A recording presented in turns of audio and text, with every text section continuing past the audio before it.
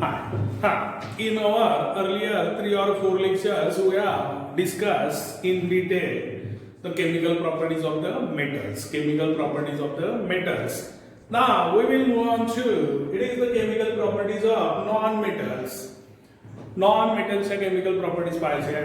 Non-metals म्हणजे they have the tendency to accept the electrons. They accept करतील. So these are the electronegative. That's why these are the electronegative because they are accepting the electrons and they form the anion. ज्याने electron दिला तो cation बनेल, ज्याने electron घेतला तो anion बनेल. हे आपण पाहिलेलं आहे. Non metals have tendency to accept the electrons. घेण्याची टेंडन्सी असते. So our today's topic is chemical properties of non-metals. Chemical properties of non-metals.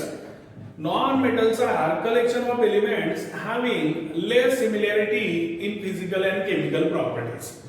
Non-metal असं कलेक्शन आहे की एलिमेंट्स की ज्याच्यामध्ये खूप कमी सिमिलॅरिटी आणि खूप कमी सिमिलॅरिटी कशा कशा तर फिजिकल अँड केमिकल प्रॉपर्टीज मध्ये physical and chemical properties are totally different असं म्हटलं तरी चालेल वेगवेगळ्या non metals and it is the collection of the elements. It is the collection of the elements which are having a less similarity in physical and chemical properties. Okay, non-metals are also called as electronegative elements. Non-metal ला म्हणायचं electronegative elements. The reason आताच मी सांगितलेलं आहे की it accept the electrons to form the anion. As they form negatively charged ions by accepting the electrons. आणि मग हे negatively charge ions form करेल कारण दुसऱ्याकडनं इलेक्ट्रॉन घेऊन राहिलेले आहे. That's why they will form a negatively charge ions that is anions by accepting the electrons. By accepting the electrons.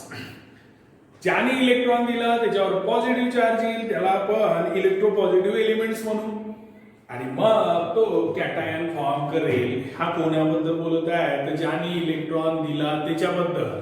पण आपले जे नॉन मेटल्स असतात हे इलेक्ट्रॉन ऍक्सेप्ट करतात. इलेक्ट्रॉन ऍक्सेप्ट केल्यामुळे यांच्यावर निगेटिव्ह चार्ज येईल आणि निगेटिव्ह चार्ज वाल्यांना आपण इलेक्ट्रोनिगेटिव्ह एलिमेंट्स म्हणतोच. पण निगेटिव्ह चार्ज आल्यामुळे तिथं जो आयन फॉर्म होईल that is anion. That is anion. ज्याने दिला तो फॉर्म करेल पॉझिटिव्ह वाला त्याला म्हणायचं कॅटायन आणि निगेटिव्ह वाला म्हणजे जो इलेक्ट्रॉन घेईल तो फॉर्म करेल anion. आणि हे कशाने होते इलेक्ट्रॉन्सच्या देवाणघेवाणीच कॅटायन आणि anion तयार होत असतात. Okay, metal always forms a cation because metal has tendency to lose the electrons and that's why metals are electropositive elements असं म्हटलं तरी चालेल. Okay, non metals have tendency to accept the electrons आणि accept केल्यावर हे negative charge ion form करेल आणि negative charge वाल्याला आपण anion म्हणतो आणि मग हे इलेक्ट्रोनिगेटिव्ह एलिमेंट असेल. Okay, some example of chemical reactions of non-metals are as follows. तर त्याच्यामधल्या केमिकल ज्या रिएक्शन्स आहेत नॉन मेटल्सच्या त्या पर्टिक्युलरली ओनली 4. त्यामध्ये मी सरळ reactions of non metals with oxygen. Another is water. Third one is it is dilute acids. Okay, आणि last one is it is hydrogen. तर याच्यामधल्या पाण्यासोबत यांची रिएक्शन होईल. ओके, पाण्यासोबत मग ऑक्सिजन सोबत रिएक्शन होईल. तिथं काय होईल तर ऍसिडिक ऑक्साइड्स फॉर्म होतील किंवा मग न्यूट्रल ऑक्साइड्स फॉर्म होईल. पहिले समजून घेण्यासाठी जनरली नॉन मेटल्स पाण्यासोबत रिएक्ट होत नाही. Exception is halogens. Group number 17. Halogens पाण्यासोबत रिएक्शन होईल. ओके, ऍसिड सोबत सुद्धा नॉन मेटलची रिएक्शन होत नाही आणि डायल्यूट ऍसिड सोबत फक्त तिथे पण हॅलोजनस एक्सेप्शन आहे. हॅलोजनस एक्सेप्शन आहे आणि तिथे हॅलोजन सोबत रिएक्शन होईल. आणि सर्वात महत्वाचं शेवटची की हायड्रोजन सोबत की सर्टन कंडिशन प्रोव्हाइड केल्यावरच तिथे रिएक्शन होते. सर्टन कंडिशन मध्ये येईल की that is proper temperature, pressure, catalyst etc.. म्हणजे कॅटलिस्ट मध्ये यूज ऑफ कॅटलिस्ट असेल. तर हे ब्रॉडली असं आपण लक्षात घेऊया की 4च रिएक्शन आहे. पण पेपरमध्ये घाई करायची नाही. खूप जण घाई करतात. Chemical properties of non metals की मेटल्स पहिले कन्फर्म करायचं, नाही तर मग सगळे येत असते. आणि मेटलचे विचारलेलं असते, नॉन मेटलच्या लिहितो, किंवा नॉन मेटलच्या विचारल्या तर मेटलच्या लिहितो. तर असं म्हणजे बोर्डाच्या पेपरमध्ये पूर्ण बिलकुल विथ अटेन्शन राहायचं आणि लक्ष ठेवायचं. माझं म्हणणं आहे, उत्तर लिहिण्यापूर्वी 2 वेळा क्वेश्चन वाचा, क्लिअर करा की नक्कीच this is the metal, this is the non metal और व्हॉट एव्हर मे बी. कारण मेल रिप्रोडक्टिव्ह सिस्टीम विचारली की फिमेल रिप्रोडक्टिव्ह सिस्टीम विचारली, नाही तर मग दोन्ही येत असते आणि या गोंधळामध्ये सगळंच्या सगळं येऊन जाते. म्हणून सांगतो पेपरमध्ये प्रॉपरली वाचूनच घ्यायचं आणि तेव्हाच उत्तर लिहायला सुरुवात करायची. पेपरमध्ये वेळ पुरते, सगळं पुरते, फक्त गोंधळ करायचा नाही. Okay. Then reactions of non metals with oxygen. त्याच्यामधली पहिली reactions of non metals with oxygen. That is generally non metals combines with oxygen to form the acidic oxides. General trends मध्ये जर नॉन मेटल ऑक्सिजन सोबत combine झाले तर तिथे आपल्याला acidic oxides पाहायला मिळेल. आणि आपण acidic oxide, basic oxide, neutral oxide हे अर्लियर क्लासेस मध्ये शिकलेलं आहे, मागच्या वर्गात शिकलेलं आहे. Generally non metals combines with oxygen to form the acidic oxides.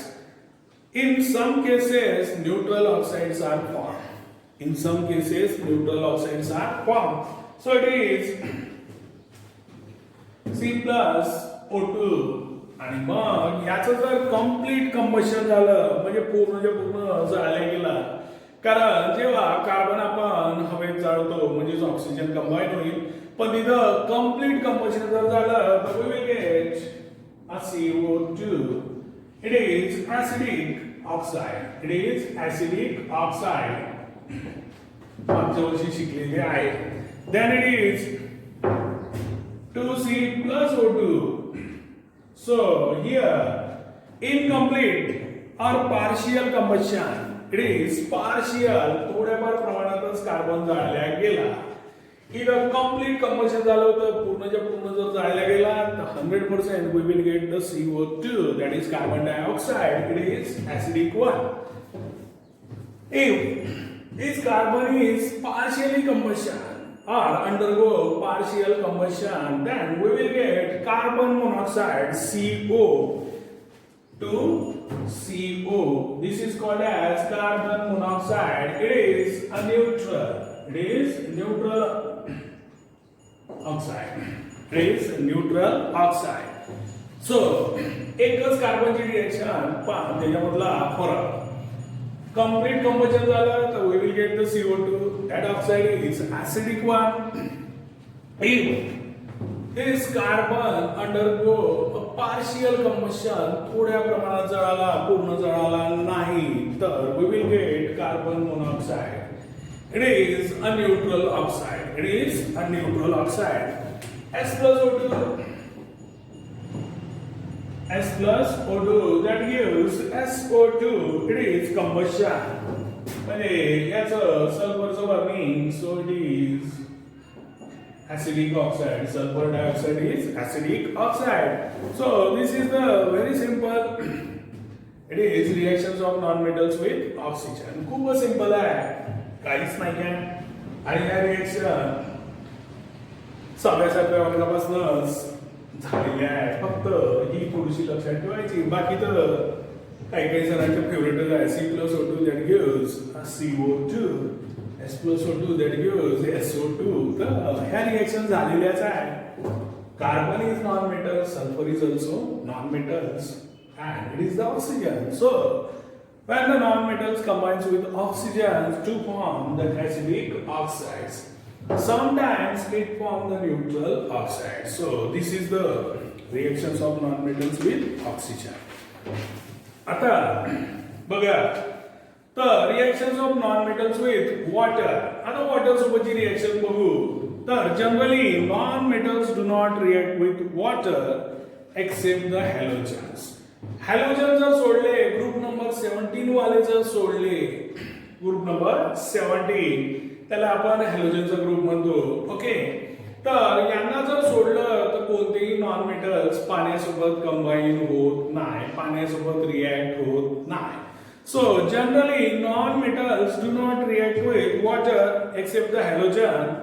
And for example, a chlorine on dissolving in water gives the following reactions. And chlorine, that is gas. So if this chlorine dissolves in water, we will get it is hypochlorous acid. It is hypochlorous acid. This acid is weak acid. It is not a strong one. Hypochlorous acid. तो बघू आपण. It is Cl2. It is a Cl2, that is gaseous, plus H2O, that is liquid. So we get it is HOCl, it is aqueous, plus HCl, it is aqueous. So we will get hydrochloric acid, HCl, AQ. आणि इथं जर समजा HCl gaseous असेल तर hydrogen chloride gas होते, ते पण लक्षात ठेवायचं. But here we are getting the hydrochloric acid. So this chlorine gas when dissolves in water, chlorine gas dissolves in water to form the hypochlorous. It is hypochlorous acid. This acid is weak आणि याला आपण HOCl असं पण लिहू शकतो आणि HClO पण लिहू शकतो, तर त्याला काही फरक पडत नाही. So this is our hypochlorous acid. It is hypochlorous acid which is a weak one. This is the weak acid. Okay, so this is the reactions of non-metals with the water. आणि कोणतेही non-metals react होत नाही water सोबत except halogens and chlorine is halogen. आणि मग chlorine ची reaction पाहिली. So in that reaction we get hypochlorous acid, that is the weak one, and hydrochloric acid, aqueous. Then third number reaction, reactions of dilute acids with non-metals. आता dilute acid सोबत non-metal चे reaction. तर बघू, generally non-metals do not react with dilute acids. Non-metals सुद्धा dilute acid सोबत react होत नाही generally. पण त्याला पण हॅलोजनच एक्सेप्शन आहे. So halogens are exception for this. आणि फक्त हॅलोजन्सच रिएक्ट होते, म्हणजे दुसरे नॉन मेटल रिएक्ट होणार नाही, वॉटर असो की डायल्यूट ऍसिड असो. आणि मग for example chlorine reacts with a dilute hydrobromic acid HBr dilute hydrobromic acid by the following reactions. आणि मग ती रिएक्शन्स आहे आपली की इट इज क्लोरीन दोन्ही मध्ये म्हणजे वॉटर सोबत आणि डायल्यूट ऍसिड सोबत सुद्धा क्लोरीनच रिएक्ट होते. So it is 2HBr, it is aqueous, that gives 2HCl, it is aqueous, plus Br2, that is bromine, it is aqueous. आणि मग इथे आपल्याला हायड्रोक्लोरिक ऍसिड आणि ब्रोमीन मिळेल. पण डायल्यूट HCl सोबत डायल्यूट HCl म्हणतो, डायल्यूट ऍसिड सोबत फक्त हॅलोजन्सच रिएक्ट होतात आणि हॅलोजन्स मधल्या क्लोरीनची रिएक्शन पाहिली. This is the it is hydrobromic acid. Hydrobromic acid hydrochloric acid सारखं HCl आहे तर HBr आहे म्हणून हायड्रोब्रोमिक ऍसिड, तिथे आपण हायड्रोक्लोरिक म्हणतो Cl असल्यामुळे.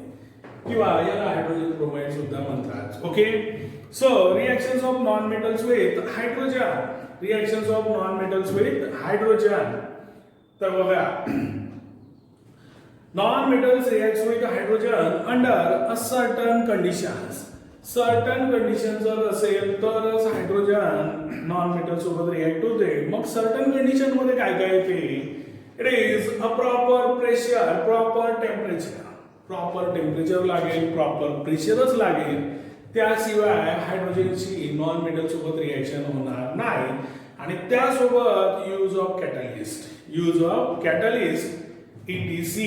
तर अशा प्रकारचं हे हायड्रोजन सोबतचे रिएक्शन असेल आणि त्यामध्ये prominently reaction S+H2 that gives H2S hydrogen sulphide gas.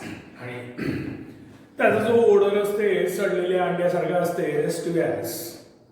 Okay, then S+H2 that gives H2S and 2 plus 3H2 that gives 2NH3, that is ammonia. 2NH3. Third, it is N2 plus 3H2 that gives 2NH3.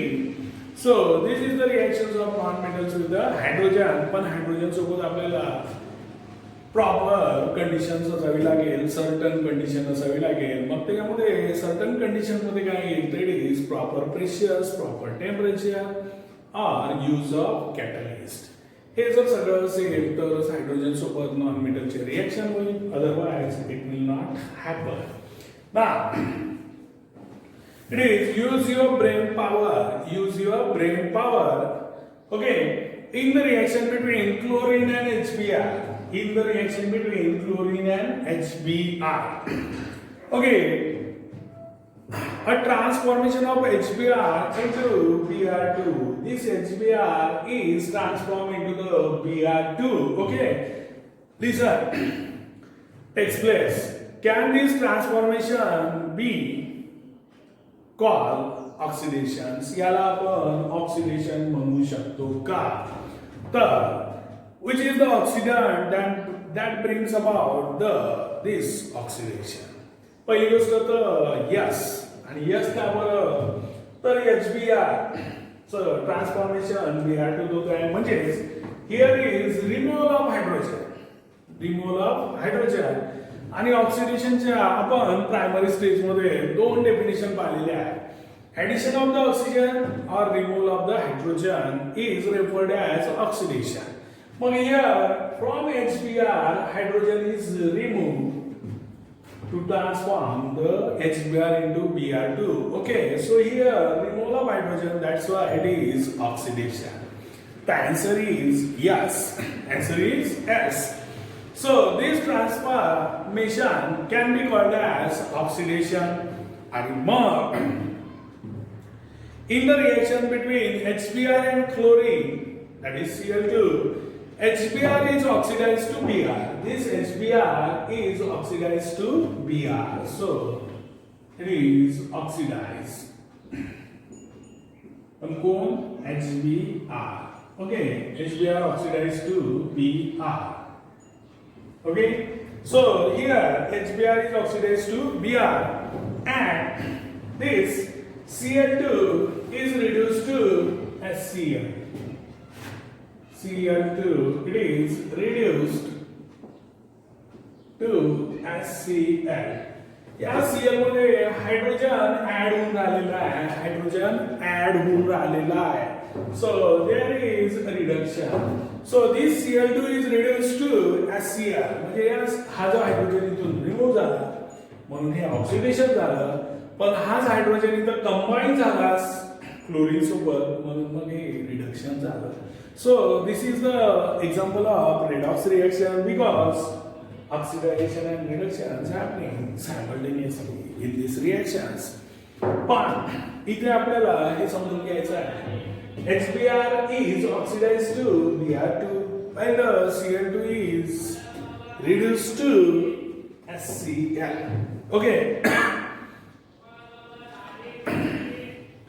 Hence Cl2 is the oxidant. आता Cl2 काय आहे? Oxidant आहे. बघा oxidant आहे.